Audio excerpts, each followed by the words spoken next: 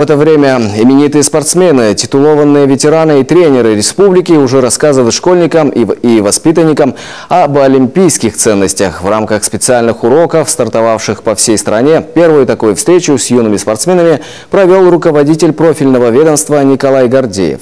Скоро эстафету подхватят и муниципалитеты региона. О том, что лежит в основу встреч, Евгению Ракину рассказали участники Сочинской олимпиады, судьи и волонтеры. Довольные, загорелые, с запасом положительных эмоций. Делегаты из Коми делятся впечатлениями. Самые воодушевленные, конечно же, волонтеры. Шанс стать частью мировой спортивной истории выпадает далеко не каждому. Со всей России на Олимпиаду попасть смогли лишь 25 тысяч добровольцев. Очень хотим теперь после этих игр побывать на других соревнованиях.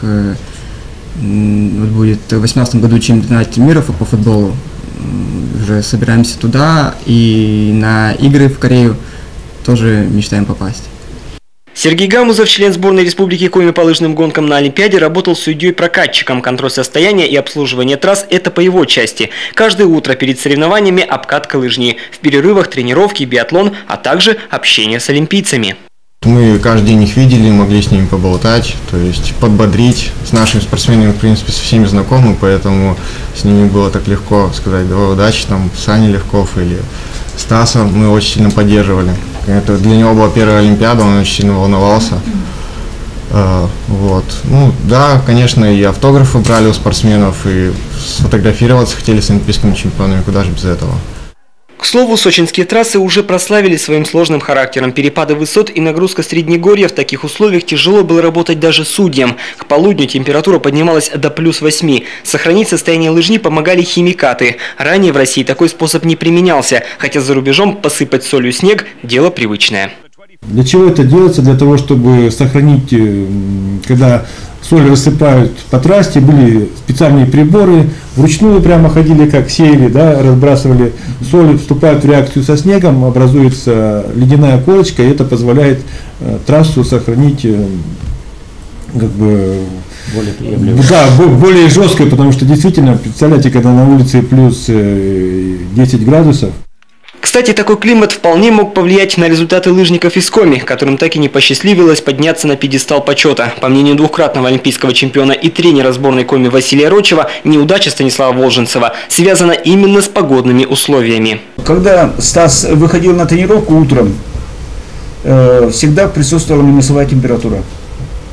Гонку он бежал при плюс 8 градусах.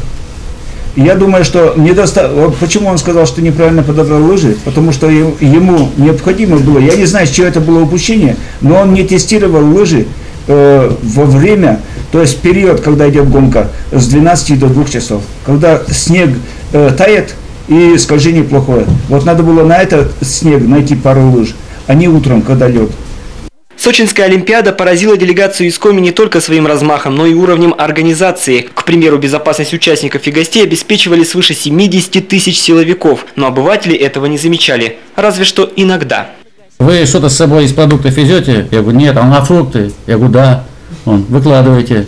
Или здесь ешь, или извините, меня оставляет. Все, но я единственное, что схитрил. Я только сказал, что у меня яблоки, а у меня были еще мандарины, потому что мандарины со мной остались. Но такой разговор у нас прошел уже после прохождения рамки, поэтому он не стал больше меня смотреть.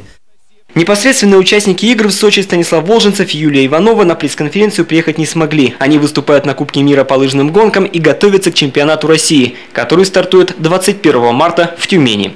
Евгений Ракин, Олег Костромин, телеканал Юрган.